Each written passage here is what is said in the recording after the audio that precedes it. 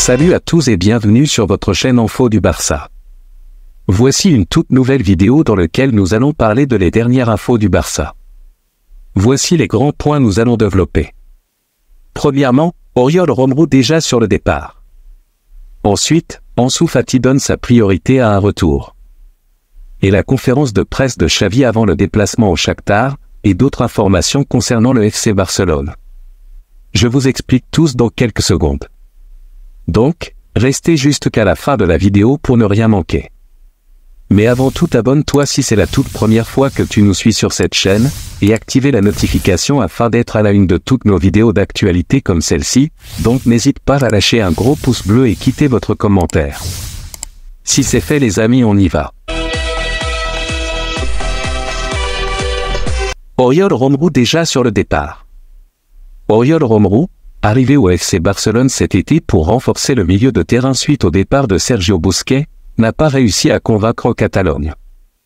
Il se pourrait que son passage au club soit de courte durée, et selon des informations de sport, les dirigeants du FC Barcelone et le staff technique envisagent de recruter un nouveau milieu défensif dès le mercato d'hiver. De plus, son ancien club, Girona, exprime un intérêt pour le rapatrier la saison prochaine. Bien qu'il reste encore du temps à Oriol Romeu pour changer la donne d'ici au mercato estival 2024, son avenir au FC Barcelone semble actuellement incertain. L'autre information. Ansu Fati donne sa priorité à un retour. Ansu Fati, actuellement prêté à Brighton, a exprimé sa priorité pour un retour au FC Barcelone à la fin de la saison. Cependant, la possibilité d'un transfert définitif est également envisagée. L'ailier espagnol de 21 ans a quitté le FC Barcelone pour Brighton lors du dernier jour du mercato estival, cherchant ainsi à obtenir plus de temps de jeu. Il s'est bien adapté à son nouveau club et a progressivement gagné en importance sous la direction de Robert De Zerbi. Bien qu'Ansu Fati continue de privilégier un retour au FC Barcelone où il souhaite réussir, un transfert permanent n'est pas exclu, surtout si ses performances à Brighton continuent de s'améliorer. Le FC Barcelone compte déjà plusieurs attaquants dans son effectif et a besoin de réaliser des ventes pour équilibrer ses comptes. De l'autre côté, le FC Barcelone aurait une nouvelle cible sur son radar, estimée à environ 20 millions d'euros.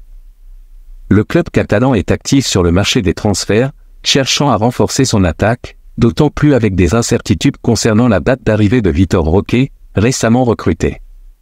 Le joueur en question est Savio, un attaquant de 19 ans prêté à Gérone et appartenant au City Group.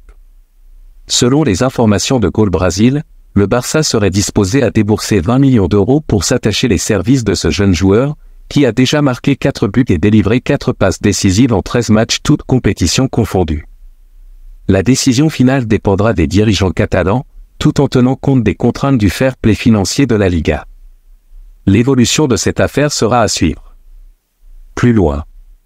Jules Koundé, le défenseur du FC Barcelone, se montre confiant malgré les performances en dents de scie de l'équipe.